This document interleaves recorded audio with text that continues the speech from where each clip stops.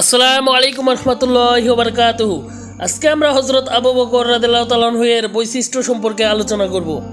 বিশ্বনবী হযরত মুহাম্মদ সাল্লাল্লাহু আলাইহি ওয়াসাল্লামের ইসলামী দাওয়াত ও আন্দোলনের ফলে যে ইসলামী সমাজ গঠিত হয়েছিল, হযরত মুহাম্মদ সাল্লাল্লাহু আলাইহি ওয়াসাল্লামের পরে উক্ত সমাজের সর্বশ্রেষ্ঠ ব্যক্তি ছিলেন হযরত আবু বকর সিদ্দিক রাদিয়াল্লাহু তাআলা আনহু। তার এই শ্রেষ্ঠত্ব কেবল বিশ্বনবীর জীবদ্দশায় সমগ্র মুসলিম সমাজের নিকট সর্ববাদী সম্মত ছিল না, তার অন্তর্ধানের পরেও গোটা মুসলিম দুনিয়ায় তিনিই ছিলেন অবিসংবাদিত শ্রেষ্ঠ পুরুষ। বস্তুত এই বিষয়ে অতীত যুগে ইসলামী সমাজের কোনো কেন্দ্রে এবং কখনোই এক বিন্দু মত বৈষম্য পরিলক্ষিত হয় নাই।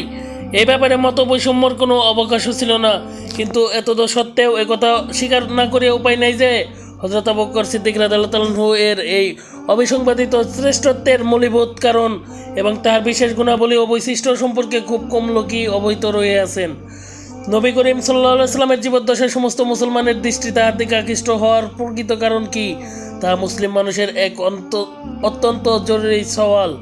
অথচ কথা সর্বজন জ্ঞাত যে ইসলামের পূর্বে আরব দেশে শ্রেষ্ঠত্বের মানদণ্ড হিসেবে যে কয়টি জিনিস সাধারণভাবে স্বীকৃত ছিল, তন্মধ্যে কোনো একটি দিক দিয়েই হযরত আবু বকর রাদিয়াল্লাহু তাআলা আনহু এর এক বিন্দু বিশেষত্ব ছিল না।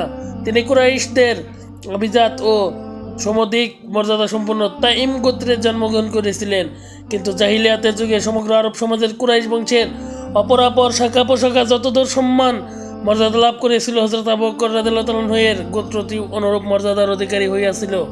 উপরন্ত সুবিজ্ঞ ব্যবসায়ী হিসেবে তাহার যথেষ্ট আর্থিক সচ্ছলতা ছিল, কিন্তু কুরাইশ বংশে তাহার অপেক্ষা অধিকতর ধনবান ব্যক্তি তখনও জীবিত ছিল।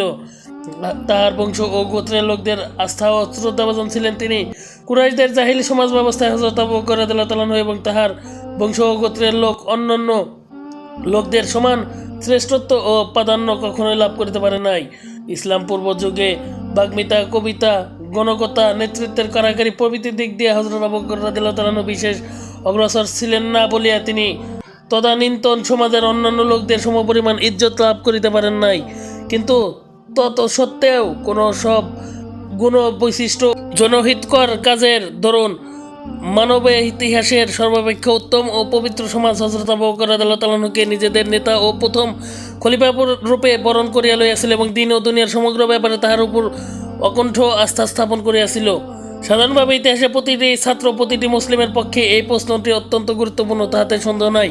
কিন্তু বর্তমানে যাহারা মুসলমান এবং আধুনিক বিশ্ববাসীকে ইসলামী সমাজের বৈশিষ্ট্য সম্পর্কে অবহিত করতে ইচ্ছুক, যাহারা নেতৃত্বের আদর্শ চরিত্র সম্পর্কে মুসলিম জনগণকে শিক্ষিত ও সজাগ করিয়া তুলিতে সচেষ্ট, তাদের নিকট এই প্রশ্নের গুরুত্ব অপরিসীম। বস্তুত ইসলাম সমাজ ও ব্যক্তি গঠনের যে সর্বাঙ্গ সুন্দর ও আদর্শ ও মানদণ্ড উপস্থাপন করিয়াছে, তাহাই একতা কার্যকর ও বাস্তবায়িত হওয়ার ফলে হযরত আবু বকর রাদিয়াল্লাহু তাআলা আনহু ও হযরত ওমর রাদিয়াল্লাহু তাআলা আনহু প্রমুখের ন্যায় মহান নেতা লাভ করা মুসলমানদের ভাগ্যে সম্ভব হইয়াছিল। বর্তমান প্রবন্ধে আলোচ্য প্রশ্নের জবাব দিতে যে চেষ্টা করা হইয়াছে, সেই প্রবন্ধে হযরত আবু বকর রাদিয়াল্লাহু তাআলা আনহু এর চরিত্র, বৈশিষ্ট্য ও অতুলনীয় জনহিতকর কাজকর্ম সম্পর্কে আলোকপাত করা হইয়াছে। পূর্ণাঙ্গ ইসলামী সমাজে নেতৃত্বের যে শ্রেষ্ঠত্ব ও উচ্চতর মর্যাদা হযরত আবু বকর সিদ্দিক রাদিয়াল্লাহু তাআলা আনহু এর লাভ করিয়াছিলেন, তাহা লক্ষ্য করিয়াই হযরত ওমর ফারুক রাদিয়াল্লাহু তাআলা আনহু অত্যন্ত হতাশাব্যঞ্জক কণ্ঠে বলিয়াছিলেন, শ্রেষ্ঠত্ব ও খিলাফতের সঠিক মাপকাঠি যদি ইহাই হয়, তাহা হইলে আপনার পরবর্তী খলিফাগণ তো কঠিন অসুবিধায় পড়িয়া যাবেন, কেননা আপনার সমকক্ষতা অর্জন করা কাহারও পক্ষে সম্ভব হইবে না।